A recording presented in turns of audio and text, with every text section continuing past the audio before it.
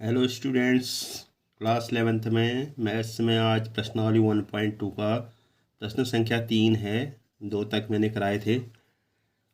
तीसरा है, निम्नलिखित समुच्चय के लिए बताइए कि कौन परिमित है कौन अपरिमित है। इससे पहले मैंने इनकी डेफिनेशन है आपको वीडियो में समझाई थी, उसके बारे में अब आज उस पर ही आधारित क्वेश्चन है। देखो, पहला क्वेश्चन है, एक्स अक्ष के समांतर रेखाओं का समुच्चय।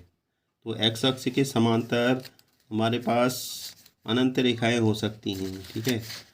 जैसे हमारे पास सपोज करो ये हमारा, सॉरी ये लाइन टेढ़ी हो गई, थोड़ा सीधी कर लेंगे आप लोग समझने के लिए।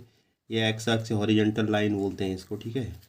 मैं दोबारा से इधर बना दे रहा हूँ। ये वाई अक्ष के लिए होती है ऊर्ध्वाधर लाइन, ये एक्स अक्ष के लिए होती है। इसको हम बोलते हैं एक्स अक्ष हॉरिजॉन्टल लाइन, क्षैतिज रेखा जो होती है, और इसको बोलते हैं वाई अक्ष। छोटी कक्षाओं में भी आप लोग पढ़ चुके हैं। एक्स अक्ष ये ऋण दिशा होती है, एक्स अक्ष डैश बोलते हैं इसको। वाई अक्ष की ऋण दिशा, यहाँ पर 0 पॉइंट होता है, मूल बिंदु होता है, ठीक है। तो इसमें पूछा है कि एक्स अक्ष के समांतर रेखाओं का समुच्चय। एक्स अक्ष के समांतर देखो बहुत सारी रेखाएं हो सकती है, जैसे कितनी भी रेखाएं हम यहाँ से खींच सकते हैं, अनंत होगी। ये भी बढ़ती जाएगी वाई अक्ष से, और ये भी बहुत सारी हो सकती हैं। तो उनका कोई निश्चित पैमाना नहीं है, इसलिए यह अपरिमित समुच्चय हो जाएगा, ठीक है। तो इसमें मतलब कितनी भी खींच सकते हैं एक्स अक्ष के समांतर। दूसरा है, अंग्रेजी वर्णमाला के अक्षरों का समुच्चय। अब इसमें देखो, अंग्रेजी वर्णमाला के अक्षरों के समुच्चय को हम फिक्स है उसमें कि अंग्रेजी वर्णमाला में कुल 26 अक्षर होते हैं। उसको हम कलेक्ट कर सकते हैं, मतलब संग्रह कर सकते हैं, लिख सकते हैं कितने हैं, निश्चित है, इनकी संख्या क्या है, निश्चित है। तो परिमित समुच्चय होता है। इन अक्षर को बनाने वाला समुच्चय क्या बन जाएगा, परिमित होगा, ठीक है। तीसरा भाग है, 5 से विभाजित होने वाली संख्याओं का समुच्चय। अब 5 से विभाजित होने वाली संख्याएं बहुत सारी होंगी, जैसे 5, 10, 15, 20, 25, 30, 35, जितने भी होंगी, जिसके पीछे 0 होगा और 5 होगा, वो सब क्या होंगी, 5 से विभाजित होने वाली संख्या होंगी। इनकी संख्या भी अनंत होगी, ठीक है। तो यह अपरिमित समुच्चय जिनको हम माप नहीं सकते हैं, तो यह अपरिमित समुच्चय इस कैटेगरी में आ जाएगा। अगला है, पृथ्वी में रहने वाले जानवरों का समुच्चय। ये क्या होगा, निश्चित होगा। जितने भी जानवर होंगे चिड़ियाघरों में या जंगलों में, जितने भी होंगे, उनको हम मतलब उनको निश्चित है इसका पैमाना कि लगभग इतने होंगे जानवर, ठीक है। इनको लगभग अप्रॉक्स में माप सकते हैं, पैमाना है, इनको ये निश्चित होगा, इसलिए ये समुच्चय क्या कहलाएगा, परिमित समुच्चय, ठीक है। अगला है, मूल बिंदु को केंद्र मानकर खींचे गए जाने वाले वृत्तों का समुच्चय। जैसे मैंने अभी पिछले ये एक्स अक्ष वाला बताया था, ठीक इसी प्रकार जैसे ये हमारा मूल बिंदु है, इसको केंद्र मानकर कई वृत्त खींचे जा सकते हैं। जैसे ये खींचा, ठीक है।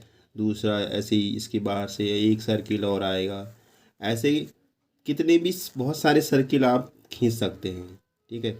तो इस तरह से हम अनंत हो सकती है, कितने सर्किल हो सकते हैं, अनंत। इनकी कोई माप नहीं होगी। जैसे जैसे एक्स हॉरिजॉन्टल लाइन, ये यहाँ पर तो एक सीमित दिख रहा है, लेकिन ये जैसे हॉरिजॉन्टल लाइन होगी, ये वर्टिकल लाइन, तो इसमें हम बहुत सारे सर्किल जो है ओरिजिन को सेंटर मानकर, यानी कि वृत्त के मूल बिंदु को केंद्र मानकर खींच सकते हैं। आप लोगों को पता होगा मूल बिंदु क्या होता है। जैसे ये वाई अक्ष हुई, ये एक्स अक्ष हुई, ये जहाँ पर दोनों अक्ष मिलते हैं सेंटर में, वह मूल बिंदु होता है। यहाँ पर 0 जैसे संख्या में इधर को धन होती हैं संख्याएं, इधर को ऋण होती है, ये हॉरिजॉन्टल लाइन। वैसे वाई अक्ष में ऊपर को धन होती है और नीचे को ऋण होती हैं। तो इसमें हम यहाँ पर से जाने वाले वृत्त, इसको केंद्र मानकर कई वृत्त खींच सकते हैं, एक ही नहीं, अनंत।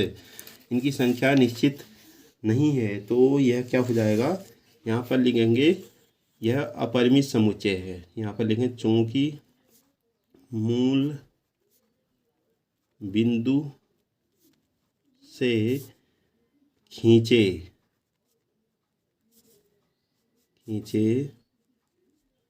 जाने वाले वृत्तों की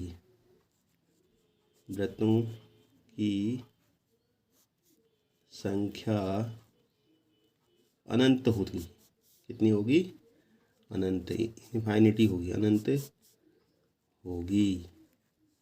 इसलिए यह क्या होगा, अपरिमित समुच्चय होगा, अपरिमित